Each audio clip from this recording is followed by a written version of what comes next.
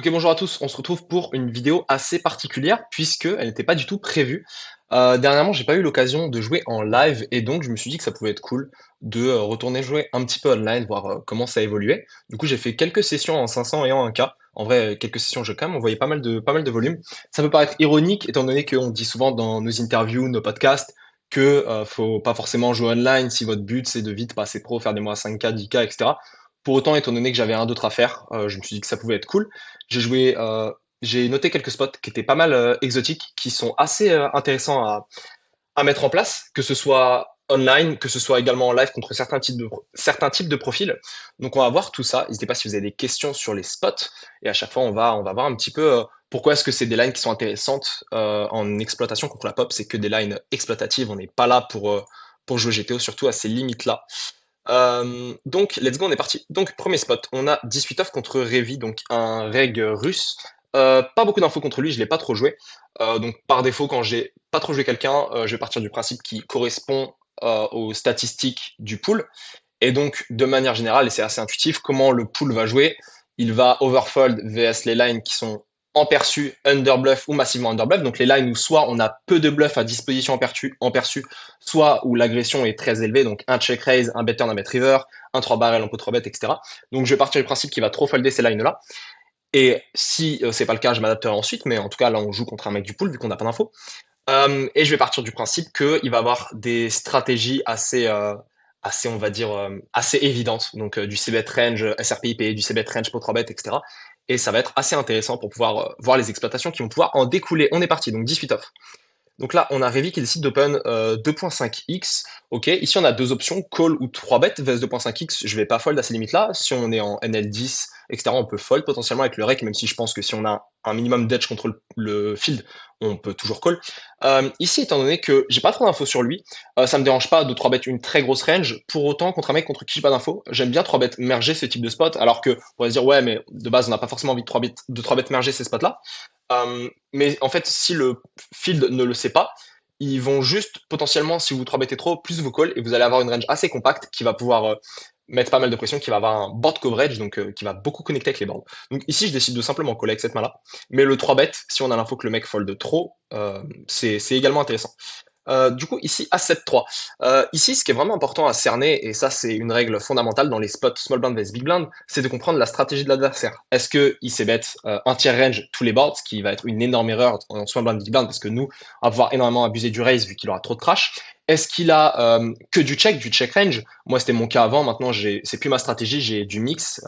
J'ai du mix sur beaucoup de boards, ou alors j'ai des stratégies assez particulières sur certains boards qu'on aura peut-être l'occasion de voir dans d'autres mains. Est-ce qu'il va avoir du bet tiers range sur certains boards, du full check sur certains boards, du polar sur certains boards, etc. C'est important de le comprendre. Pour autant, ici, il décide de bet un tiers sur As-7-3. Et moi, honnêtement, quand il bet un tiers sur As-7-3, j'ai du mal à croire qu'il va checker beaucoup de mains. J'ai l'impression qu'en fait, sur As-7-3, s'il commence à bet des mains, je pense qu'il va souvent bet range. C'est-à-dire qu'ici, il peut se dire, avec son roi 8 suité, bet un tiers, faire folder mes dames valet, mes valets 10. En fait, moi, en perçu sur ce board, j'ai énormément de trash. Lui, il est très intéressé du coup à bet un tiers range. Et d'ailleurs, typiquement, c'est des boards que j'aime bien bet un tiers range aussi chez lui, ou alors avoir quelques digressions avec certaines mains. On va pas forcément en parler, mais j'aime bien check les brelans ici en explo. Mais en tout cas, ici, c'est une bonne idée de bet un tiers range à sa place contre le field. Et ici, je vais pas me dire, ok, il bet un tiers, mais je suis pas sûr qu'il ait du un tiers range, donc on va fold, etc. Moi, honnêtement, quand il bet un tiers ici, je pense qu'il va avoir toute sa range. Donc des rois dames, d'un valet, etc. Et donc, en fait, ici, on se rend vraiment compte que ici, le joueur a trop de trash. Donc ici, on fait juste de l'argent à raise toutes nos trash. Au niveau du size, honnêtement, on n'a pas besoin de faire très cher. Ici, si tu raises 2.5x, je pense que roi dame, ça va pas folder. Et donc ici, il met 10$, le pot fait 35$. Donc ici, imaginons qu'on raise 25$, bah on risque 25$ pour gagner 35$. En gros, c'est équivalent à un bet de tiers pot. Et donc on a besoin que ça passe environ, on va dire, entre 35 et 40% du temps. Et ici, il y a bien évidemment 35 à 40% de sa range qui va folder. Également, on a un concept qui est important, on va avoir des cartes qui vont nous offrir énormément de FE, donc les piques, les 4, les 5, les 6, ça va être des très bonnes cartes à bluff, puisque ça fait rentrer nos draws en perçu. Également, quand on raise, alors moi j'ai pas choisi de raise 25, mais quand on raise plus cher, on va potentiellement déjà faire folder des middle pairs sans pique, donc des 2 rois, de dames, de valet, de 10 sans pique. Donc pareil, c'est intéressant. Et ici, pourquoi est-ce que j'ai décidé de raise, tac, tac, tac, je vais un peu vite. Ici, pourquoi est-ce que j'ai décidé de raise 35? C'est que je me suis dit que, en fait, je pense que 35 était le sizing suffisant pour faire folder pas mal de middle pairs sans pique, parce qu'en fait, je pense que les gens vont trop fold sur ce type de board, en pensant que nous, sur un board à 6, on va pas assez raise bluff. Mais également pour en perçu représenter plus de value hand. Je pense que moi, avec ma partie de range As7, As3, 3-3, 7-7, j'ai pas non plus envie de faire trop small, de faire 25. Ici, ça me dérange pas de faire 50-60, puisqu'en fait, je m'attends à pouvoir faire folder As3, As-Dame, As-Valet avec des très gros sizing sur les scary cards. Mais pour autant, vu que les piques, les 6, les 4, les 5, ça fait certes pas mal de cartes, mais c'est pas non plus tout le paquet. Je me suis dit que c'était un sizing qui était plutôt intéressant. Bref, on chipote. Euh, du coup, sizing intéressant, timing tel intéressant à regarder. On voit qu'il colle globalement assez vite. Je pense qu'il aurait pris un peu plus de temps avec des PP. Du coup, turn devient un 6, qui est plutôt une très bonne carte. Le 6 de pique aurait été magnifique. Mais le 6 de cœur est plutôt une bonne carte. Ça nous fait rentrer 4 et 5 suités, etc. Donc ici, clairement, mon plan est très simple. L'adversaire est capé, donc a des mains comme As-Roi, As-Dame, As-Valet. Et donc ici, ce que je vais faire, c'est que je vais lui mettre un maximum de pression avec un overbet. Et on pourrait se dire, oui, mais l'overbet, c'est pas si fou que ça, parce qu'en fait, si il call ton overbet avec As-Roi, As-Dame, As-Valet, bah river, comment est-ce que tu fais? En fait, ici, c'est un exploit, et ça, vous pouvez le prendre en note, un exploit que j'adore contre les règles online et contre certains autres types de joueurs. C'est qu'en fait, les gens, quand vous overbettez et qu'ils call, ils s'attendent toujours à ce que vous give pied vos bluffs à la river, puisqu'ils vont se dire, OK, il a pris sa FE. En gros, les gens vont se dire, OK, il a overbet turn, il s'attend plus à avoir de FE river. Sauf que non, en fait, quand les gens sont capés, vous pouvez overbet, en fait. Parce qu'en fait, soit vous overbettez turn et le mec fold, et c'est good, soit vous overbettez turn, et quand le mec call, bah, dans tous les cas, il est capé, donc il a toujours quand même As-Roi, As-Dame, As-Valet, et vous pouvez double overbet, et je vous laisse imaginer que le double overbet, ça va être énormément respecté. Donc ici, je crois que c'est ce que j'ai décidé de mettre en place, un overbet 120, je pense. Euh, donc ici, on peut overbet, on peut bet 3 quarts aussi. Donc ici, je décide de bet 3 quarts. En vrai, je pense que c'est pas la meilleure line pour les infos dites avant. Moi, je préfère la line d'overbet ici. Même si la line de 3 quarts into overbet est aussi pas mal pour faire folder As-Roi, As-Dame, As-Valet. Ouais, je pense qu'ici c'est une petite erreur. On peut partir en overbet. Je pense que ça va être un peu plus optimal. Ok, donc on a Révi qui décide de réfléchir. Il est en PLS avec As-10. Comment faire? Comment faire? Les gens bluffent pas ici. 4 et 5 c'est rentré. En fait, ici, il faut bien comprendre qu'à la place de Révi, on a une décision extrêmement compliquée avec As-Roi, As-Dame, As-Valet. Parce que moi, c'est quoi mes bluffs en perçu? Bah, au flop, mes bluffs naturels, entre guillemets, c'est flush draw, 4 et 5 suité.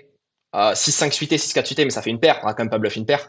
Même si, bon, évidemment, ici, 6-5 suité, c'est un bluff, hein. C'est même un meilleur bluff, vu que c'est encore plus d'équité, donc on aurait continué à bluff. Mais là, une décision assez compliquée. En plus de ça, gérer sur un board à 6, etc. Qu'est-ce qui se passe, quoi? Qu'est-ce qui se passe? Je suis pas bien. Donc, ici, il tank toute sa vie. Tac, tac, tac, tac. Et il décide de call. Et là, à la river, vient un valet. Et on a à nouveau une décision. Hop. Et ici, bah, comme j'ai dit avant, bon, ici, il n'est pas non plus full capé parce qu'il a quand même As-Valet qui rentre. Et je pense qu'As-Valet va jamais fold puisqu'il bat des 2 paires chez nous. Et je pense que si on push As-Valet, ça peut trop se donner des raisons de call en mode je suis top range, machin, machin. Ce qui est un billet chez les joueurs, mais malgré tout, c'est un billet qu'il faut qu'on considère pour s'adapter. Donc ici, moi, ce que j'ai envie de target, c'est As-Roi, As-Dame, quelques As-X suités. Il a quand même des As-X gutshot, donc As-4, As-5. Ouais, As-4, As-5. Et je pense qu'il peut aussi avoir encore des As-Dame, As-Roi, etc. Donc ici, in-game, je me suis dit que, c'était ça ma réflexion, euh, je me suis dit que ici, si j'overbet, il peut vite se dire que je fais pas toujours ce sizing-là avec mes value end, donc je fais pas toujours ce sizing-là avec 2 paires brelans, et que je représente que quinte, que je représente que 4 et 5. Et je me suis dit, je préfère utiliser un bet 3 quarts pour représenter toutes mes 2 paires, toutes mes brelans, et qu'en fait, ils se disent avec As-Roi, As-Dame, As-Roi, As-Dame, As-10, ok, il a trop de 2 paires brelans, etc., qui jouent comme ça, go fold. Plutôt qu'overbet et que je sois polarisé uniquement entre quinte et bluff, en fait. Donc j'ai décidé de bet 3 quarts ici. Honnêtement, As-Play, une fois que j'ai bet 3 quarts à la turn, j'aime assez bien cette line parce que je pense qu'il va trop fold. En plus, ça, j'ai quelques 19 qui rentrent, même si en vrai, j'en ai très peu qui jouent comme ça. Peut-être que 19. Bon, j'ai quand même 19 de cœur et 19 de pique qui en perçu peuvent jouer comme ça. Et du coup, ici, j'ai bet 3 quarts, il a tank toute sa vie. En vrai, ici, le fait que le joueur tank énormément, bon, il a pas, non, en vrai, il a pas tank énormément. Mais en tout cas, c'est un indicatif que pour autant, peut-être c'était pas forcément le meilleur size. Donc ici, à froid, je serais parti pour un overbet pour les raisons expliquées. Je pense que ça va beaucoup respecter.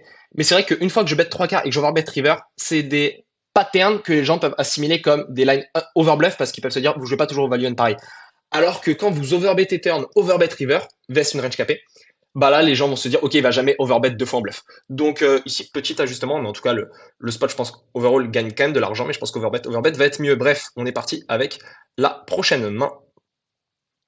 Bon, on a fait 10 minutes pour une seule main, mais bon, dans tous les cas, on verra un petit peu ce que ça donne. Si c'est trop long, on fera que 3 mains. J'ai une main qui est super, super intéressante. Euh, Ce spot-là. Non, le dernier spot. Ah, je l'ai mis en dernier. Ok. Bon, je vais le mettre juste après parce qu'il est plutôt cool, donc j'espère qu'on va pouvoir le faire. Ok. Donc, on a un limp de King. King qui est le récréa de la table. Alors là, on voit qu'il a 22 DPIP, mais il tournait plutôt aux alentours de 30-40 sur d'autres games que j'ai joué. Donc voilà, c'est pour ça que je reste sur la table. Sinon, le reste, c'est que du régulier. On décide de 3 bêtes. Ok pour ça. Team Kamidou. Team Kamidou, donc c'est un joueur CS, c'est un reg qui sort un petit peu du pool, il est trop CS, dans trop de line. Donc au début j'ai fait un bluff, je me suis fait catch, et maintenant comment est-ce que je m'adapte? Bah c'est terminé, on serre les fesses. Alors ça va dépendre, il y a certains joueurs où même si j'ai bluff et qu'il m'a catch, je vais continuer à bluff certains spots, attendre, enfin gérer la dynamique, mais lui il a vraiment des tendances très CS, donc je vais juste jouer très honnête contre lui.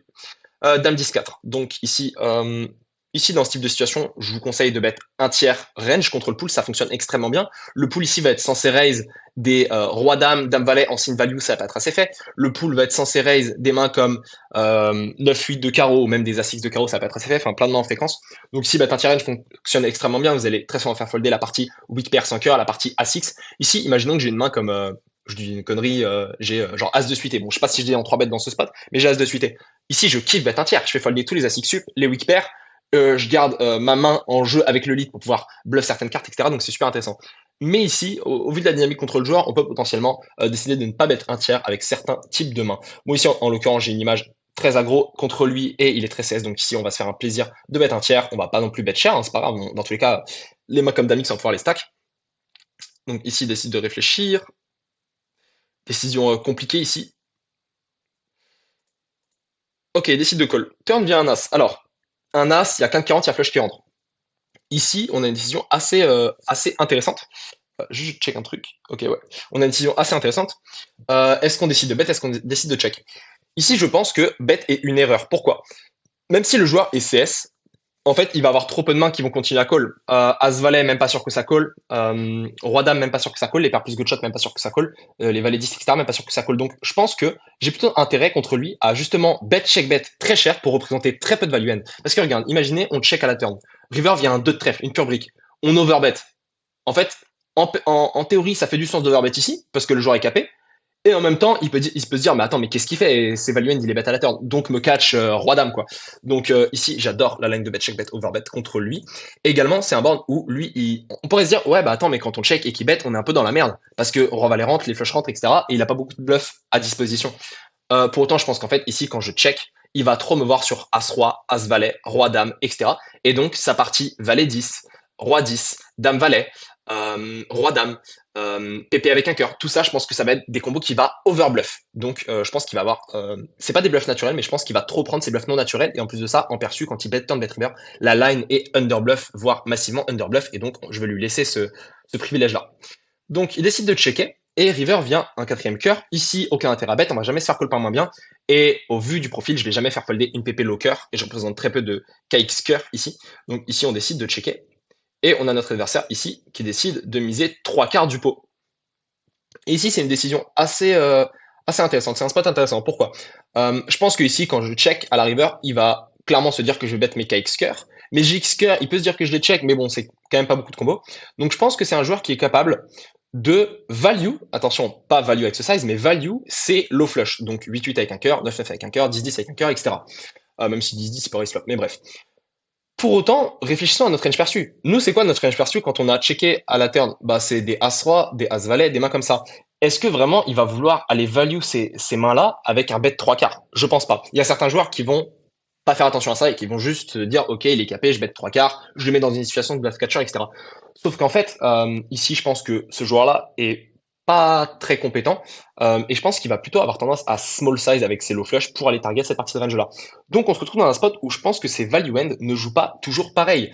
Et comme on a dit, même si je pense qu'il peut bluff directement ses roi dame, valet 10, roi 10, etc. dès la turn, je pense que ça va représenter trop de mains. Également, je pense même qu'au vu du profil, il peut même coller 8-8 pique trèfle au flop et le bluff à la river. Enfin bref, c'est un joueur qui est vraiment capable de beaucoup bluff ces spots-là. Également, ma range perçue est faible. Moi, mes flushs, je vais les bet à la turn en perçu. Mes deux paires, je peux les bet également à la turn. Donc ma range perçue, c'est quoi? C'est As-Roi, As-Valet, etc. Donc il est vraiment content de les bluffs. Donc c'est pour ça qu'ici, je décidais de call. Et je pense que globalement, ici, contre la plupart des gens du pool, ça va être un bon call. Puisqu'en fait, ils vont souvent downsize leur value end et vont très souvent bet assez cher leur bluff, même s'il y a des gens qui peuvent bluff small size ici. Enfin bref, voilà pour cette main qui était également intéressante. On se retrouve pour la main sûrement la plus intéressante de cette vidéo. Alors c'est une main jouée contre Reg en heads up, mais je vais quitter la table à la prochaine blinde, évidemment, vu qu'on ne veut pas jouer contre les Reg, mais en tout cas j'étais en train de sit la 2-5 en attendant un joueur récréatif. Malheureusement, c'est PH4N qui vient de rejoindre la table. Donc ici, il décide d'open 11,50. Ici, en HU, on peut 3 bet, on peut call. C'est assez mixé. Je vous conseille, quand vous êtes dans une optique de vraiment farm les fiches, etc., de jouer assez honnête les spots HU. Vous allez jouer deux mains contre le reg et ensuite seed. Donc vraiment, on s'en fout. Vous pouvez 3 bet merger, genre tranquille, etc. C'est pas un souci. Le mec en face va pas forcément tonne s'adapter. Donc on décide de call via un board As-Valet 8 avec deux piques. La main est vraiment très intéressante. Sûrement l'une des lines les plus exotiques présentes dans cette vidéo. Là, le joueur décide d'overbet. Bon, attendez, je bois un petit coup d'eau. Le joueur décide d'overbet. Donc, ici, l'overbet. Ça fait sens. Pourquoi? Dans sa range, lui, il a les As-Valet, les deux As, les deux Valets, les deux 8. Ok, il n'y a pas de souci. Legit, ok pour overbet. Mais je pense que les gens ici vont trop downsize leur main en value dans ce type de spot. Ça va dépendre. Il y a des joueurs plus chers qui vont être complètement équilibrés sur ce type de line. Mais je pense qu'ici, il peut vite se dire que beaucoup de mes As-X, je vais les 3 bet préflop. Donc quand il overbet, il va quasi tout me faire folder. Donc je pense qu'il n'utilise pas toujours ce sizing-là avec ses values. Donc je décide de call. Également, les mains comme As-Roi, As-Dame qui le overbet, j'ai des redraws assez ok j'ai des redraws assez ok contre ces mains-là. Et surtout, le facteur qui est le plus intéressant, c'est qu'ici, ma stratégie sur As-Valet 8 avec un flush draw et ma stratégie sur As-Valet 2 Rainbow est pas du tout la même. Parce qu'en fait, ici sur As-Valet 8, j'ai énormément de cartes qui vont me permettre de soit check raise turn en bluff et bet share river, etc. Enfin bref, j'ai plein de cartes qui sont trop bien à bluff. Donc ici, je décide de call en explo et c'est vraiment pour partir dans un spot de bluff ou alors partir dans un spot où il va give up parce que je pense qu'il va trop peu overbet et continuer à bluff ses trash genre roi de trèfle. Donc ici, on décide de call. Turn vient un 9, une carte qui est pas si folle que ça. Non, si, une carte qui est très bien. J'allais dire qui est pas si folle que ça, pas du tout. Parce qu'en fait, moi, mes dames 10, je les joue comme ça. Dame 10, ça double gutshot. On joue le 9, on joue le roi. Donc ici, j'ai des dames 10 en perçu. Donc c'est plutôt une bonne carte. Ici, je pense que donc bet, c'est pas ouf parce que je pense qu'il va de barrel, sa partie As-Roi, As-Dame, etc. Sa partie de paire. Donc je préfère garder le levier de check raise turn et mettre un maximum de pression à la river. Donc ici, il décide de réfléchir. Tac, tac, tac, tac. Bon, en vrai, la HH est intéressante. Elle est pas si intéressante. Enfin, elle est intéressante. C'est pas une HH incroyable non plus. C'est pas le bluff du siècle, mais on va dire que c'est une line que personne ne prend, mais qui pourtant est plutôt cool. Et ça, par contre, je pense que cette line-là, elle marche bien en high. En high. Ici, il décide de barrel 2 tiers. Et ici, je pense que juste push va faire tellement d'argent. En fait, ici, je pense que j'ai call un overbet au flop. Donc, c'est quoi ma range perçue? C'est quelques deux paires, des As-X très solides, etc. En perçu, je vais jamais push mes As-X en bluff, même si je pense que c'est une très bonne line ici, hein, de push As-X. Je pense que d'ailleurs, c'est les meilleurs bluffs. Enfin, ici, pair plus open-ended, c'est le meilleur bluff, mais push un As-X ici, c'est une très bonne carte parce qu'en fait, ça va, par exemple, push As-5, c'est une très bonne carte parce qu'en fait, ça débloque les As-Roi, As-Dame chez lui qui vont folder. On bloque également des As-Valet, As-8, etc. Donc, c'est plutôt cool. Donc ici, je décide de push en me disant que ici, As-Roi, As-Dame, As-10, enfin, As-10, je sais pas, mais en tout cas, As-Roi, As-Dame qui est vraiment son cœur de range, il va fold. Et je pense même que As-8, As-Valet, quand je push ici, et que je représente que Dame 10, que je représente Dame 10 ou Boulon 8, etc., je pense qu'il va souvent folder. As-Valet, je sais pas, mais en tout cas, je pense que As-8, il peut fold. Mais en tout cas, ce que je target ici, c'est les 12 combos de As-Roi, les 12 combos de As-Dame, ça fait 24 combos. Même s'il call As-Valet, donc As-Valet, ça fait 6 combos, As-8, ça fait 8 combos. Même s'il call ces 14 combos-là, bah, on voit que il fold 24 combos, il call 14 combos, évidemment. C'est déjà intéressant. Et on faut folder aussi également potentiellement quelques bluffs qu'il aurait qui pourraient nous remettre de la pression à la river. Donc ici, je décide de push, et là, il rentre dans un tank infernal. Ouais, le tank d'une vie. Et il finit par folder. Honnêtement, vu le timing de son tank et la line en soi, je pense vraiment qu'il a foldé un truc comme As-8, Valet 8. Donc je pense que c'est une très bonne line ici. Voilà, spot assez exotique. Un petit push turn vs c'est bet over bet et bet share turn. Plutôt line intéressante. Cette line là aussi, elle est assez intéressante. La vidéo dure 19 minutes, bon, on va faire quand même ces 2 HH-là. Donc on a un open de Rêve 9.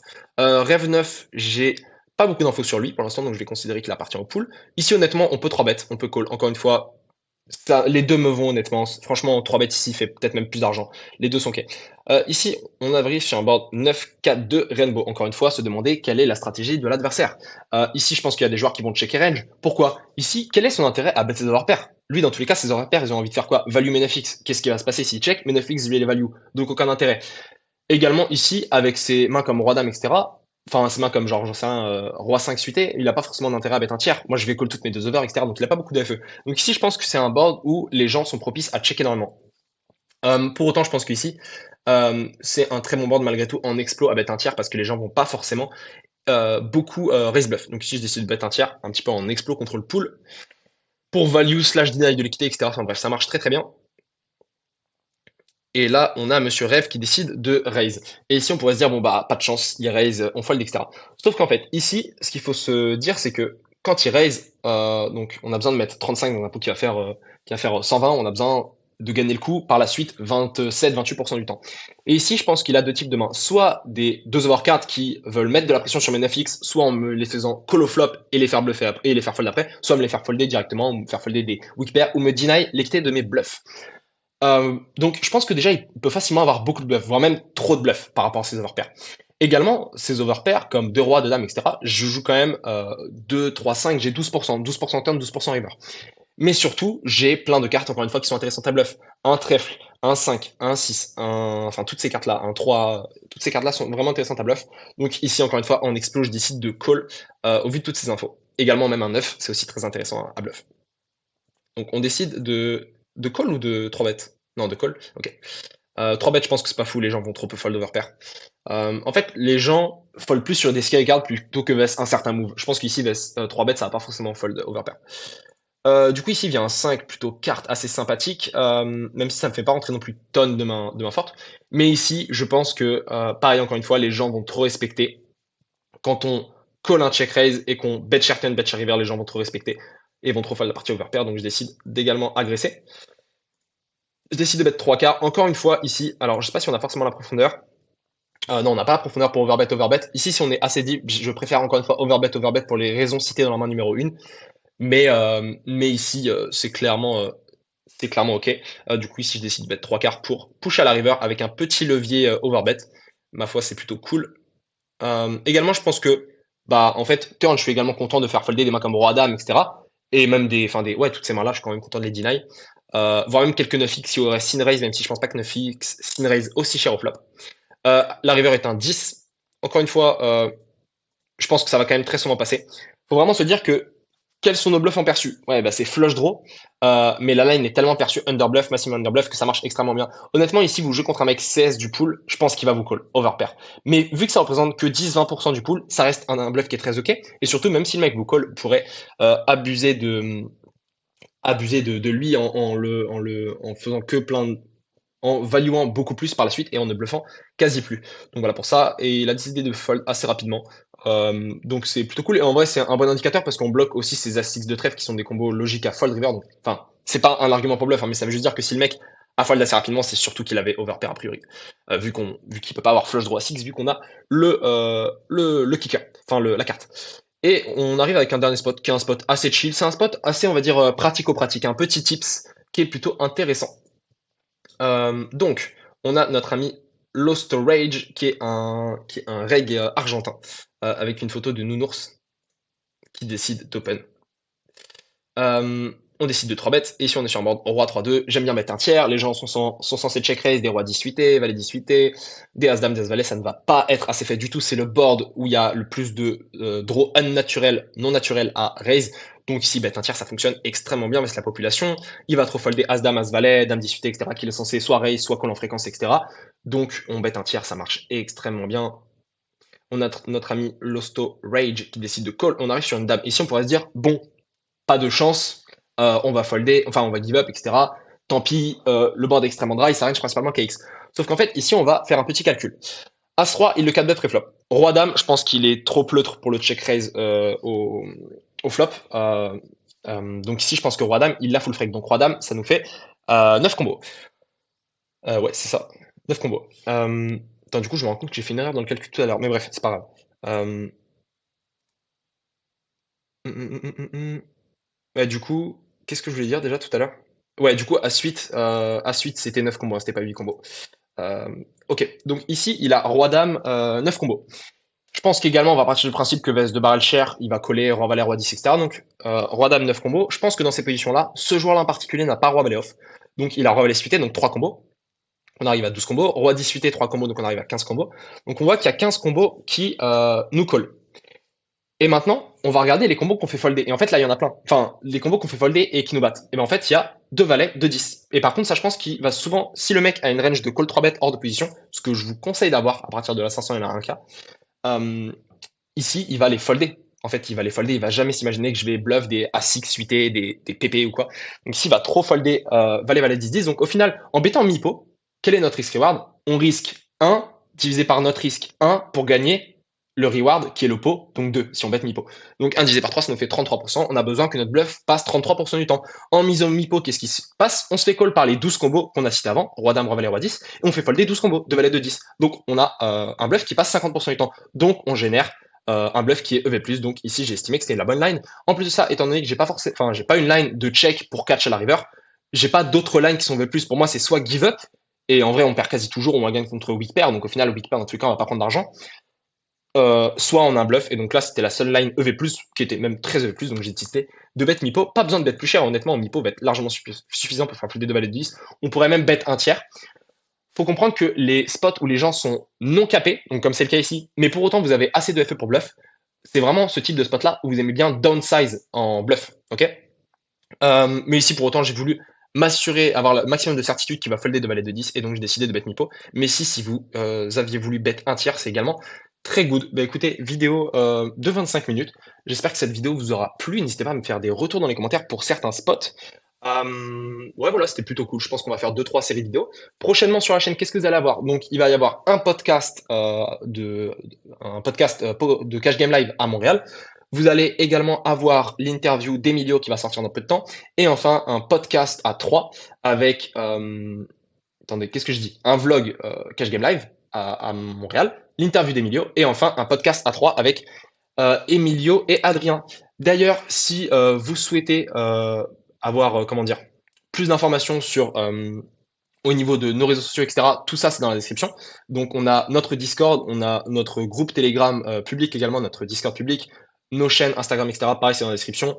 Le compte Twitter, le compte TikTok, etc. Tout est en description.